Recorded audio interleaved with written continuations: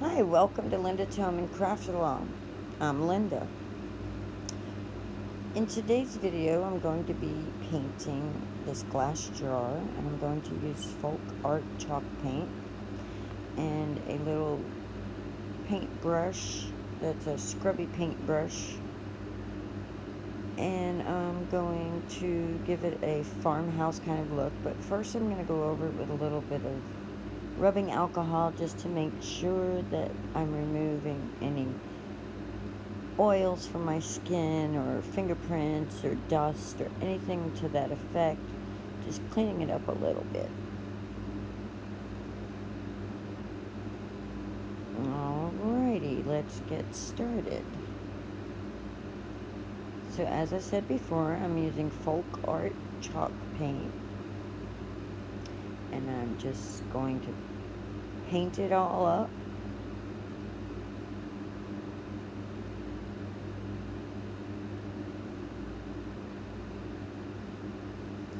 As you see, I'm going in back and forth stripes. That way it gives it kind of lines, so it kind of looks like a little bit like wood.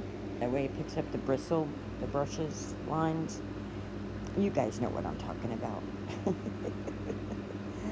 And I'm just trying to work with it before it gets too tacky to paint over, because once it starts to dry a little, then you end up getting little tiny clumps in your paint, so you have to work pretty quickly with the chalk paint, because you're supposed to work with it wet. Once it starts wanting to dry, and it'll take more than one coat to really get it good and see through. And the good thing about using glass is that it's not a porous surface, therefore it doesn't absorb the paint. The paint will sit there until I decide to wash it off, or until it gets bumped and chipped and stuff like that. But when I get done with the project, if I decide I didn't like it, I can just wash the paint off. Or another season, I want to change it, I just wash the paint off. So versus using wood, you're stuck forever with that. And the container was a Better Homes and Garden glass candle that I got from Walmart last year. It was one of my pumpkin spice candles, which it's time for me to get some more pumpkin spice candles. It's funny, is because I don't like pumpkin spice stuff to eat and drink, but I do like the smell of it.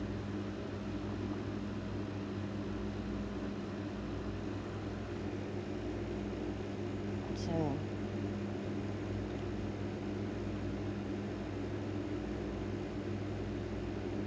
I'm just trying to make sure I've got full coverage. And then I gotta let it dry. Go over it again with another coat, try any holes that might be there, which I ended up sticking my finger in it a couple times. So later in the video, you'll see some fingerprint splotches. And like May, I don't do perfect. See, there's a fingerprint there because it's not quite dry, even though it looks dry. So you have to be careful with your chalk paints, because they'll look dry, but they're not dry. And it gives like a matte finish look. It's a pretty cool look. So then once it's all dry and it's ready, or semi-dry, that's how I ended up with a fingerprint splotch. I'm taking some little corded rope and I'm going around in the color burnt orange. And I'm just tying it around in a little knot around it.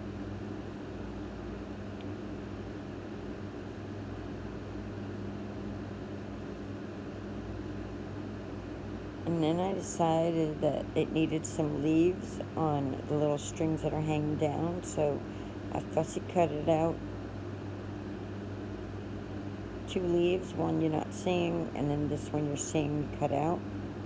So that way I can just glue them onto the tip of the string part that's hanging out from where I tied the knot. And I'm not going to use hot glue or anything like that. I'm just going to use art glitter glue, which I always want to say May's glue, but it's not exclusive to May. But that's where I learned about it, and that's where I order it from. I order it from maymaymadeit.com. So if you want to get yourself some art glitter glue. And I just wanted to add a little definition into the leaves, which I should have just left them alone. Which I had colored these leaves a year ago, and those pumpkins too, before I had alcohol markers. So I had originally colored them with Tombow water brush markers, water-based brush markers. And so now I'm just going to glue them onto the strings, like I said before, using my art glitter glue, which I had the lid on, and it kind of dried a little, and then I had to pop, I had to get the glue flowing, and it ended up all over my finger, so I ended up just using the glue on my finger to put on there. Oh, excuse me. Voiceovers are not that fun for me. I know most of you like them, but it's not that fun for me. The recording and talking and all is the fun part. So anyway, as you see, I'm putting them on the tips of the strings just to give it that little bit of fall goodness.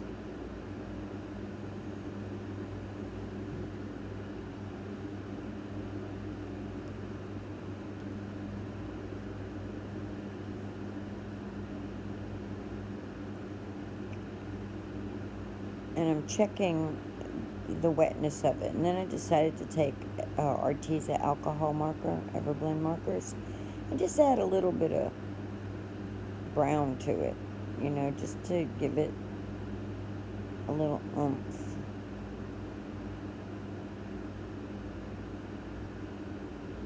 Since I don't have any wax paint, which would have been really pretty, but I don't have any.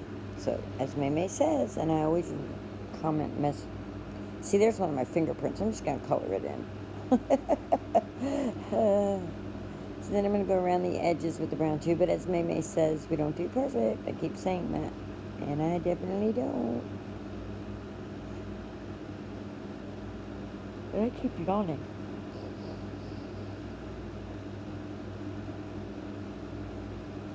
So then the color that I'm using is Arteza Hazelnut Brown. And then the next one you'll see me use will be the Arteza Dark Chocolate. And it's just to give it just a little bit of something to it, to give it, you know, more like that wood crate type look. And I'm looking for my brown marker.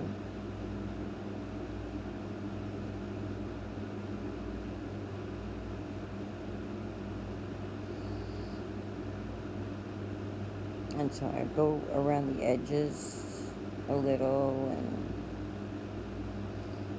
just to add a little bit of something to it. It just needed that something, I don't know.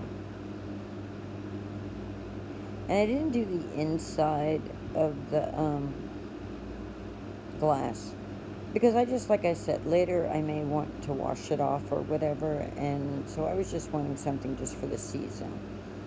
I wasn't wanting anything completely, totally permanent.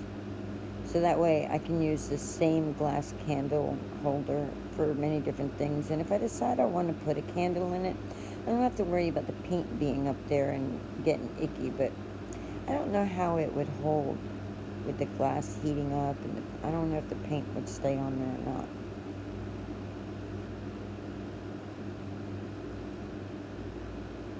It wouldn't if I used like a little battery operated tea light though, huh?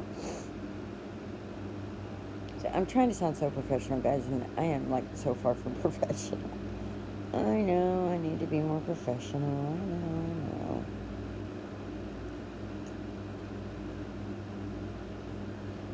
So anyway, guys, this is pretty much the project. I'm just going over and adding some detail to it.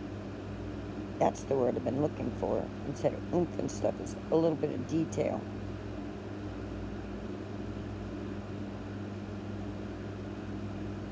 And I'm saying something and I don't know what I'm saying.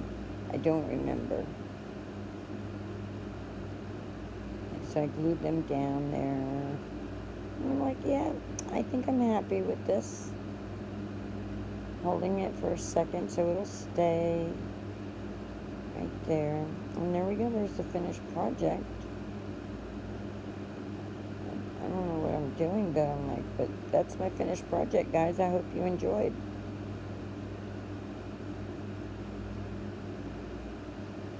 Please hit the little thumbs up button and subscribe. And have a wonderful day. Love y'all.